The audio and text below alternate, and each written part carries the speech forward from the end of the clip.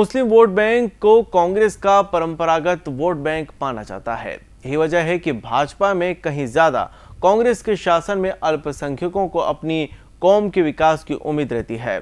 हर बार मुसलमानों के साथ केंद्र और राज्य में अलग अलग दल की सरकारें होने के नाम पर छलावा किया जाता रहा, लेकिन इस बार तो दिल्ली से राजस्थान तक कांग्रेस की ही सरकार बनी। कड़ी से कड़ी जोड़ने में मुसलमानों की भूमिका को नजरअंदाज नहीं किया जा सकता, लेकिन अफसोस कि जिन्हें हम हमदर्द समझते रहे वो भी फिरका परस्त निकले।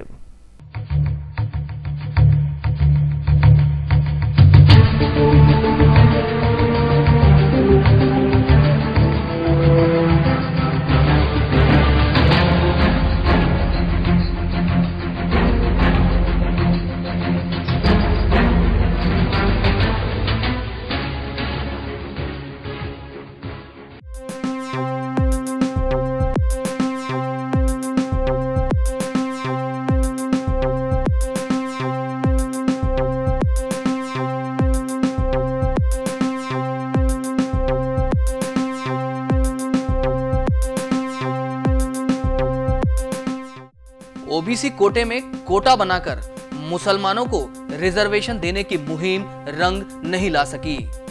अगर ये हो जाता तो मुसलमान बाकी गिले शिकवों को भूल जाते। खैर, मामला कोर्ट के दखल से रुका है तो किया भी क्या जा सकता है। कौम की दूसरी बड़ी जरूरत थी रोजगार और शिक्षा की, जिसके लिए कर्ज और वजीफा देने के सब जवाब दिखाए गए।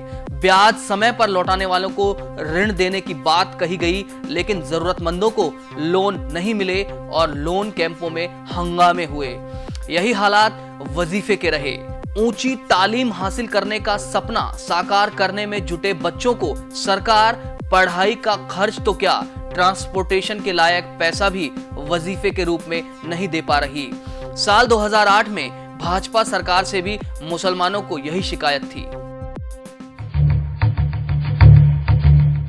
प्रधानमंत्री के 15 सूत्रीय कार्यक्रमों में जो योजनाएं शामिल हैं, ये सच्चर कमेटी के पहले भी ये 15 सूत्रीय कार्यक्रम मौजूद थे और बहुत लंबे अरसे से, बहुत लंबे समय से ये 15 सूत्रीय कार्यक्रम अल्पसंख्यक कल्याण के लिए मौजूद है, मगर सही माने में ये 15 सूत्रीय कार्यक्रम लागू नहीं हो रहे हैं।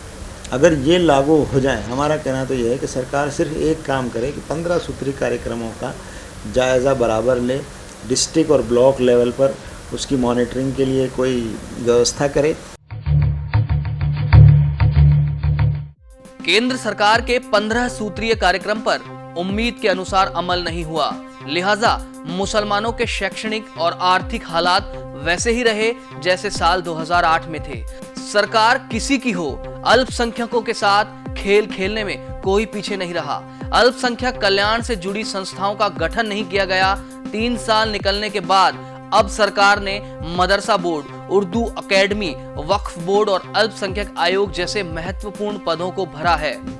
Minority development and finance corporation का अध्यक्ष पद पिछले 9 साल से खाली पड़ा है। हज कमेटी का अध्यक्ष अभी तक नहीं बनाया गया। चुनावी साल में हज हाउस और मदरसा बोर्ड भवन बनाने के लिए पैसा दिया गया है।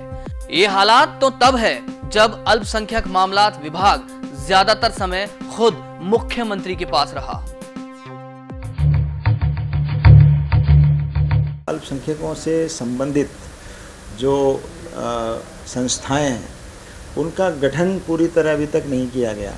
3 साल के बाद उनका गठन किया गया और अल्पसंख्यक मंत्रालय जो है, अल्पसंख्यक मामलात का जो मंत्रालय है, वो एक लंबे समय तक खुद मुख्यमंत्री के पास रहा और अभी भी उसका जो क्रियान्वयन है वो जिस तरह से होना चाहिए उस तरह से सही माने में नहीं हो रहा है।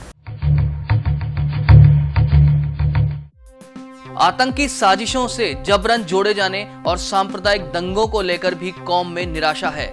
लोग कहने लगे हैं कि कांग्रेस भी अब भाजपा की राह पर चलने लगी है। राज्य में कुछ काम ऐसे भी हुए जो पिछले 60 सालों में शायद नहीं हुए। वक्फ की अकूत संपत्ति का पहली बार सर्वे शुरू हुआ। 52 लाख रुपए का बजट दिया गया। 5 संभागों में शुरू हुआ संपत्ति की वीडियोग्राफी का काम। 18,695 संपत्तियां रजिस्टर्ड की गई। वक्फ बोर्ड चलाने के लिए कांग्रेस सरकार ने पैसा दिया और अब बोर्ड को आत्मनिर्भर बनाने के प्रयास तेजी से किए जा रहे हैं। बोर्ड की 34 प्रॉपर्टी पर चल रहे सरकारी कार्यालयों का पहली बार किराया जमा कराने का सरकार ने ऐलान किया है। इससे बोर्ड को करीब 3 करोड़ रुपए किराए के रूप में हासिल हो सकेंगे। इसके अलावा 164 संपत्तियां और है जिनका किराया कुछ औपचारिकताएं पूरी करने के बाद बोर्ड को मिलने लगेगा। अजमेर के अंदर बम ब्लास्ट का मुद्दा हुआ, हमारे 628 उलेमा को गिरफ्तार किया गया, एसओजी ने पकड़ा। हमने उस वक़्त की चीफ मिनिस्टर को हमने तवज्जो दिलाई, उन्होंने फ़ौरन छोड़ दिया। लेकिन मौजूदा सरकार 15 लोगों को 5 साल तक जेल में रखती है और विधानसभा में एग्री करने के बावजूद भी उनको कोर्ट से छूटना पड़ता है। यानी गोपालगढ़ जैसा भयानक हादसा, देखिए ये गुजरात से भी खतरनाक हादसा है। गुजरात में दंगाइयों को पुलिस सेफ्टी प्रोवाइड कर रही थी और यहाँ पुलिस मुसलमानों का कत्लेआम कर रही थी।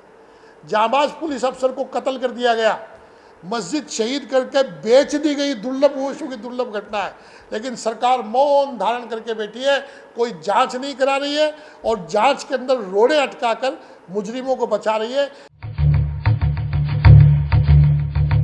राज्य सरकार ने आज तक स्वतंत्रता प्राप्ति के बाद भी किराया नहीं दिया। माननीय मुख्यमंत्री महोदय गहलोत साहब ने पहली बार बजट घोषणा की थी कि हम किराया देंगे और 2012 के बजट में इन्होंने हमारी 34 वक्फ संपत्तियों के मूल्यांकन किराए के आधार पर 3 करोड़ रुपया सेंक्शन इस मद में किया है।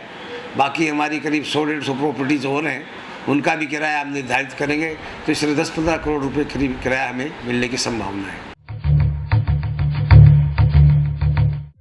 कुल मिलाकर देखा जाए तो न अल्पसंख्यक भाजपा राज में खुश थे और न ही कांग्रेस के शासन में खुश हैं। दोनों ही दलों पर फिरका परस्ती के आरोप लगने लगे हैं। वार्ड से लेकर प्रदेश और देश तक कांग्रेस के ही नेताओं को कुर्सी पर बैठाने के बावजूद कौम को उम्मीद के मुताबिक कुछ भी हाथ नहीं लगा।